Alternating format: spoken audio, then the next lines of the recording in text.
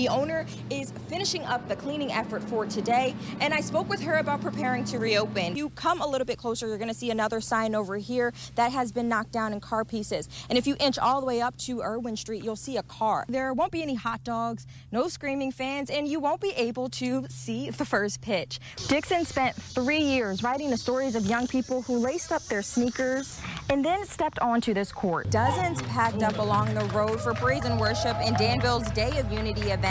But tonight's message was about bringing the community together in prayer following the death of George Floyd. Crews say someone used a rifle to shoot at this water tower, and now a Henry County official says the county now has to clean up what he calls an unnecessary fix. For nearly 5 months, the building has been dark inside. The door is locked, and a sign is posted announcing the clinic is closed for good. Protesters marched down South Main Street here in Halifax after Town Council member Jack Donovan made racist comments in the Gazette Virginian. What is a better way than to say goodbye to 2019?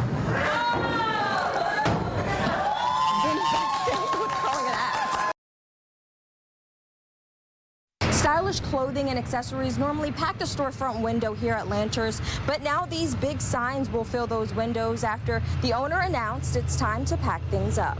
Lanter Store, this is John Lantor speaking. The phone has been ringing off the hook, and clothes are coming off the shelves. Owner John Lantor tries to hold back tears when talking about closing the store after 114 years. I get a little emotional. He says this store has seen the 1930s depression, recessions, and now the coronavirus pandemic. He says with the uncertainty of the pandemic, he feels it's the right time to retire. Hadn't planned on it this year. I was hoping, not hoping, but I was thinking I would work 1, 2, 3, 4 more years. Lantor's children aren't interested in stepping in, so sadly, it's the end of the line. Longtime shoppers came in once they found out. I shed a few tears because this has always been my place to shop. He has the best clothes, he has the best brands. Nobody else around here does. Eunice Slayton recalls coming to the store with her mother as a child, talking with the original owners, Lantor's grandparents. They would talk to me like I was an adult, and I was very young, maybe 5, 6, and that just thrilled me so. She says the customer service is what kept her shopping at the store for so long. We became friends with our customers here and vice versa. So we're just part of South Boston and Southside Virginia and always will be.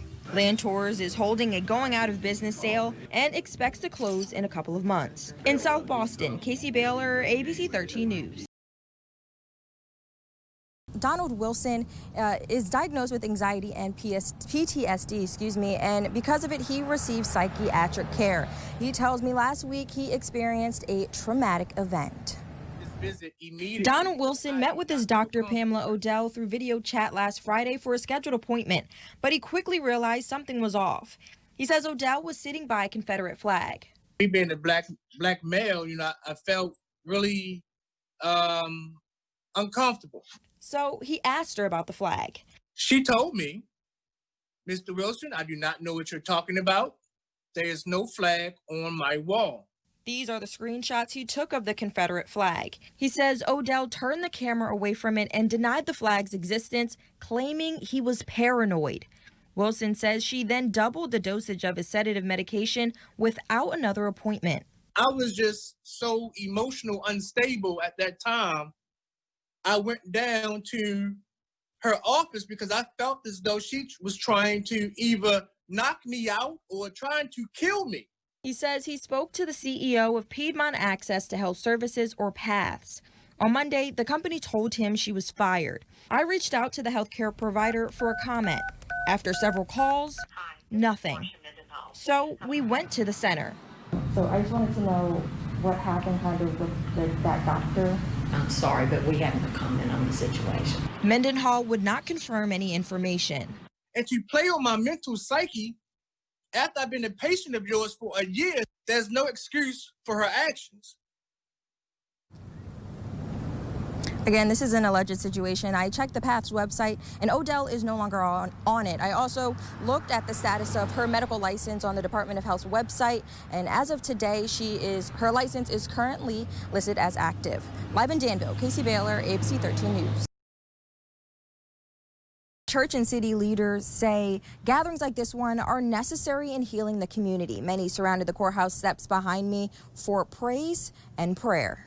I will wait on you. With heads bowed and arms outstretched, the Danville community came together.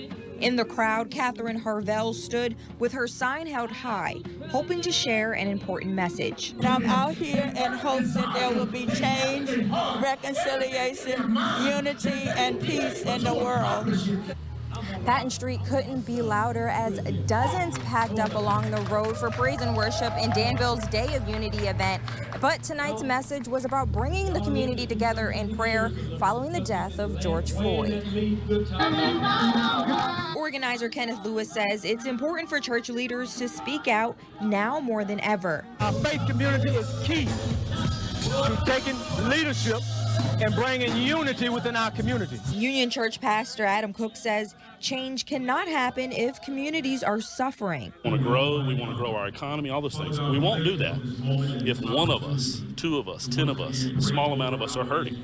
They got to have faith in God, to trust God, to give us the boldness to stand up against racism. Mayor Alonzo Jones says partnerships between city leaders and the community are key. And when I saw those peaceful protests, there were young people.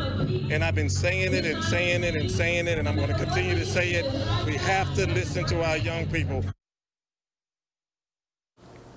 Mayor Jones says he wants to continue making partnerships with young people happen here in the city. As for the organizers of this event, they want to challenge the city to put on this event every year. Live in Danville, Kaicey Baylor, ABC 13 News.